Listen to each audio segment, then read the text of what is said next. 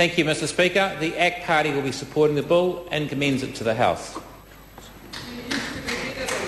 To Euro Flavel. Kia ora no tātou katoa I tēnei pō, te roa hoki o tēnei rā. Mr Speaker, this bill is based on the premise that biosecurity is critical to New Zealand's prosperity and way of life as expressed already by a number of members of the House. And I'd have to say how positive it is to come to a bill which up front in the first few paragraphs of the explanatory note expresses commitment to a biosecurity system which protects the native plants and animals and other resources that are taonga to Māori, as expressed by the Green member, Dr Russell Norman. In fact, it's almost a consistent theme throughout the bill that effective and efficient instruments and measures are needed to prevent, reduce and eliminate the adverse effects of harmful organisms on the relationship between Māori, our culture, our traditions and our ancestral lands, waters, sites, wāhi, tapu and taonga. And this, sir, is only right. Mr Speaker, we hope that such recognition will also be mirrored in the national policy statement on Indigenous biosecurity so that the protection of significant vegetation and the significant habitats of Indigenous fauna is seen as a matter of national importance. The production of a national policy statement on Indigenous biodiversity, the House may recall, sir, is yet another of the already significant gains achieved as a part of the agreement between the National Party and the Māori Party on the emissions trading scheme in 2009. The other important connection that must be made in the context of this biosecurity law reform bill is to read this legislation in the understanding that the Waitangi Tribunal is expected to release its report soon on the Y262 treaty claim concerning Indigenous flora and fauna and Māori cultural intellectual property known informally as Y262.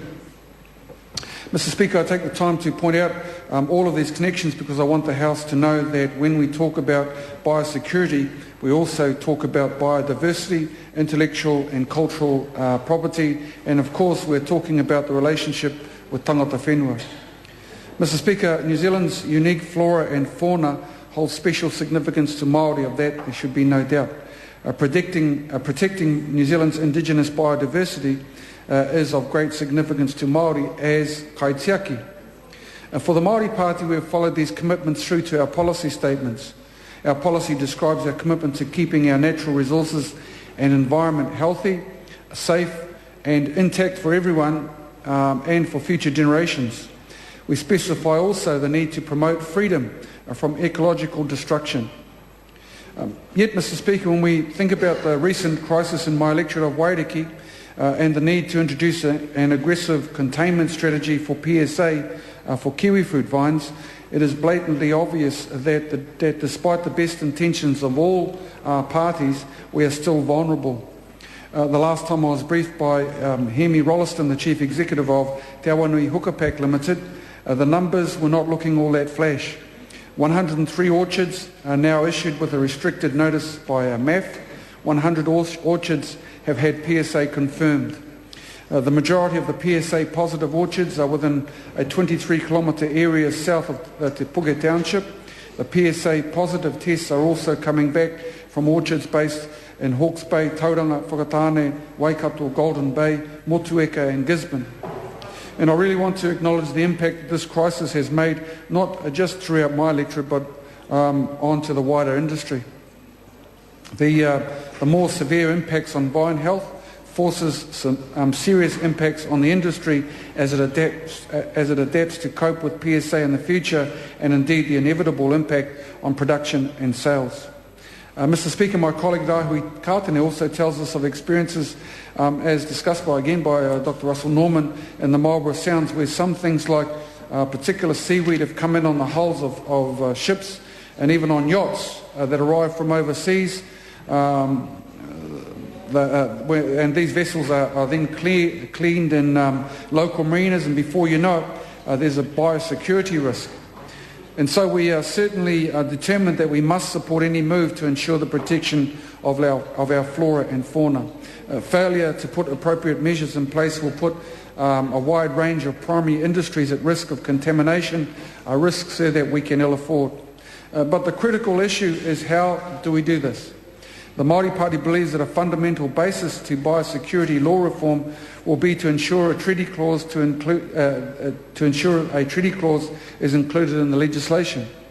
We appreciate the legislative changes that are being introduced in the bill, which will enable amendments to improve and modernise the biosecurity system.